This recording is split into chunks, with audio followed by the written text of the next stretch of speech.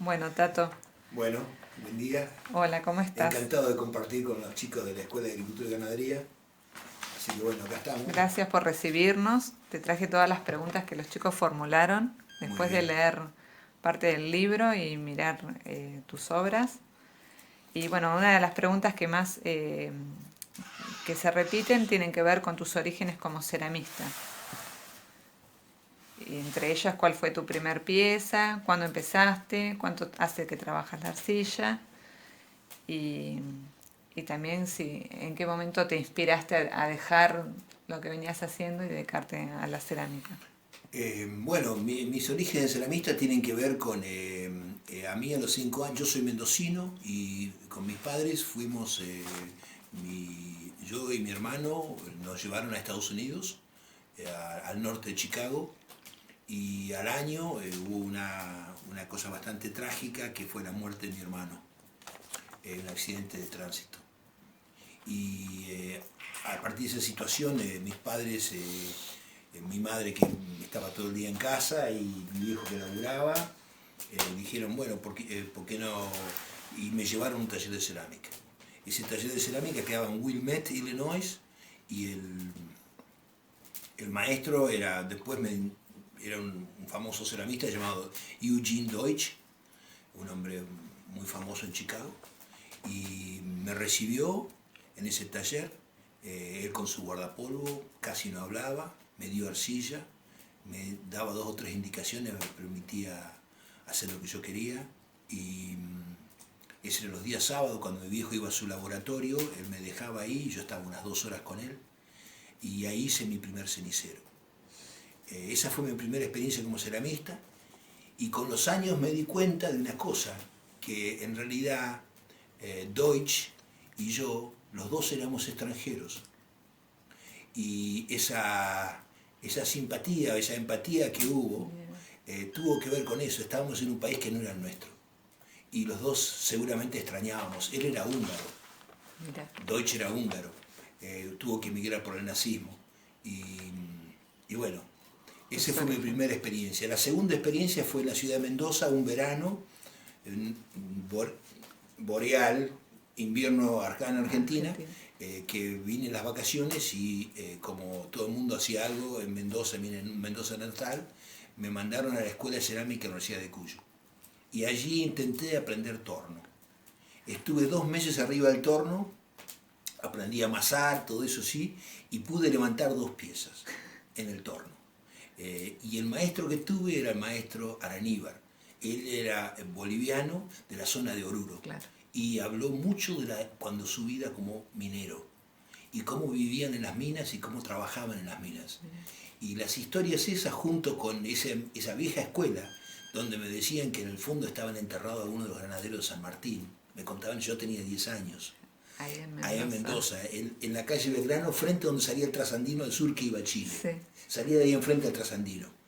Y esas historias entre de miedo y de historia a mí me apasionaron. Y el maestro Araníbar, con toda la carga que él tenía de lo ancestral, si bien el torno no es ancestral de América, lo trajo el conquistador español, todas las historias que me contaba de las minas, de la vida de los mineros en Bolivia, para mí fueron fundantes. Mira. Y después tuve 2 grandes maestros.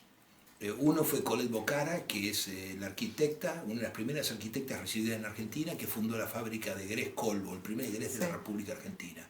Ahora premio iberoamericano de diseño, su hijo Matías Llanero lo continúa, y el otro gran maestro fue Rafael Cacho Martín, acá en Bahía Blanca, del cual yo fui ayudante. Y en el taller donde yo me dedicaba a preparar la arcilla, a cargar los hornos, a hacer toda la parte, digamos, de formación de un ceramista para entender qué es lo que pasa con la cerámica. Yo preparaba la pasta a partir de la arcilla de Zapala, hoy en día le decimos APM, antes se decía Zapala.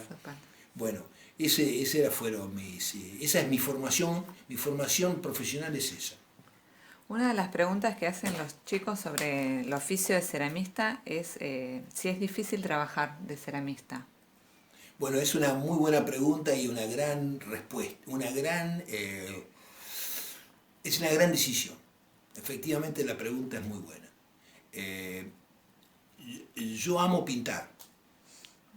Yo había pintado mucho, me encanta el paisaje, me gusta pintar en el exterior. Eh, es una pasión mía y en un momento tuve que decidir qué es lo que iba a hacer. Pero a su vez la cerámica me lleva a mi tierra.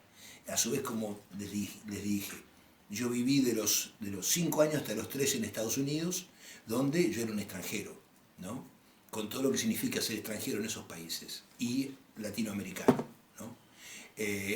Entonces, para mí, la cerámica también era una identidad.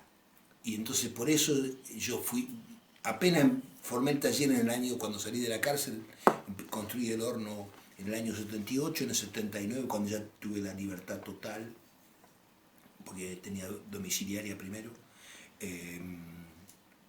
Encontré la arcilla de la ría en Cerri, empecé a trabajarlo. O sea, la cerámica también significaba una posibilidad de vivir, de vender, cosa que es mucho más difícil con la pintura. Pero a su vez, como decía, también me daba identidad, como me daba identidad quemar a leña. O sea, me explicaba quiénes éramos, quiénes somos en Bahía Blanca, en esta porción que es tránsito entre la Pampa Seca y la Patagonia, entre la sierra y el mar, y en ese lugar, entre la sierra y el mar, en ese cangrejal, con los vientos, con los pastos, con los médanos, ese fue el lugar que me generó mi cerámica. ¿Ya residías acá en Bahía Blanca por ese entonces? Yo cuando volví a Argentina, a los 13 años, volví a Bahía Blanca, no volví a Mendoza. Sí, después, por supuesto, seguí visitando mucho tiempo Mendoza. Y fui a la fábrica Colbo, que queda en Mendoza. Ah, claro.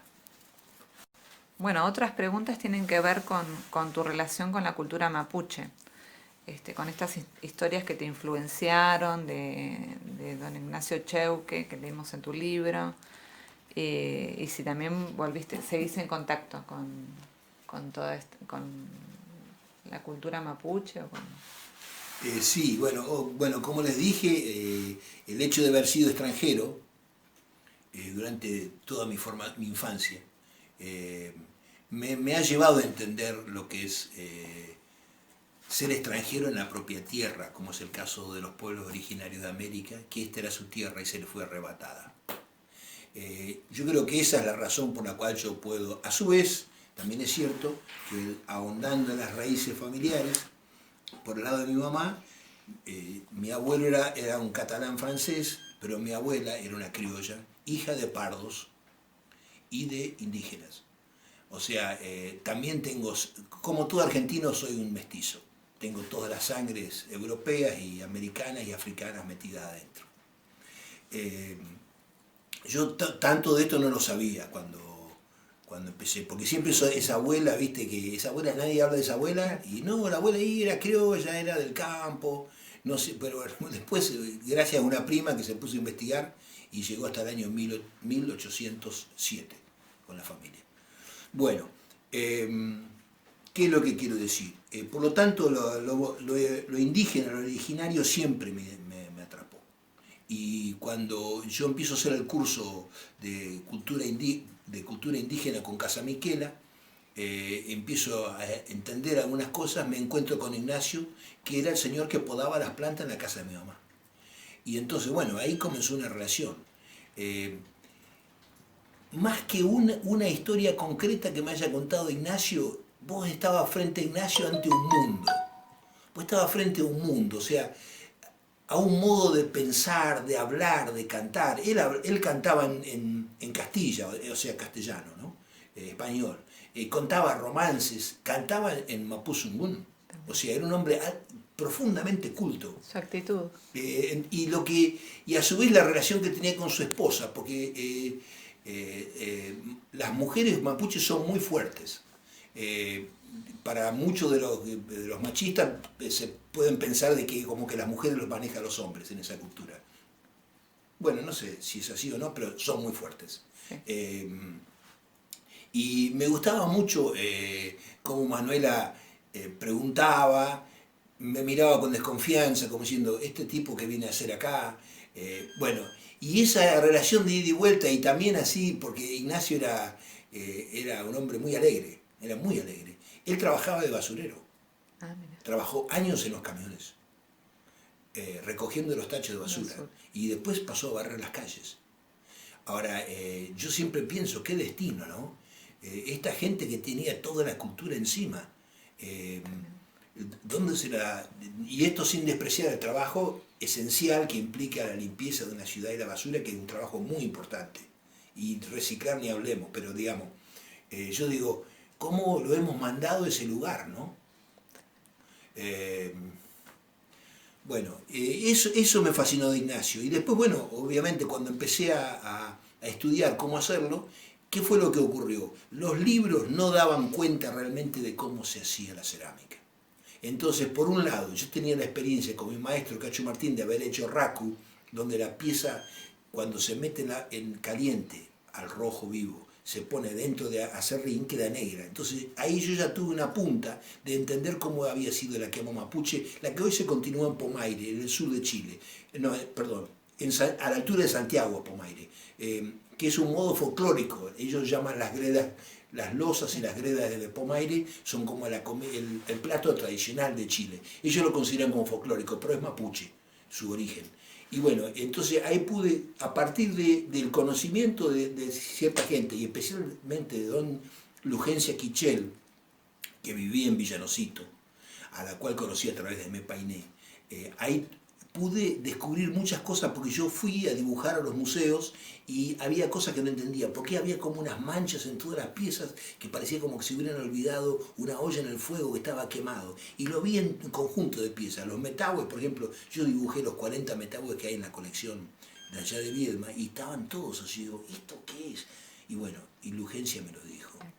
Bueno, entonces decíamos lo de la leche, de lo que contó Lugencia, es que las piezas cuando se están enfriando, después de habérselas pasado, ya sea haberlas hechas negro, haberlas hechas impronta de hojas, o haberlas dejado oxidada, color roja, se las pasaba por leche a menos de 100 grados, y eso lo impermeabilizaba. Genial. Decíamos que no es la leche que vemos ahora en el supermercado. Es una leche con grasa, digamos, leche la leche con grasa. Como bien pura de vaca.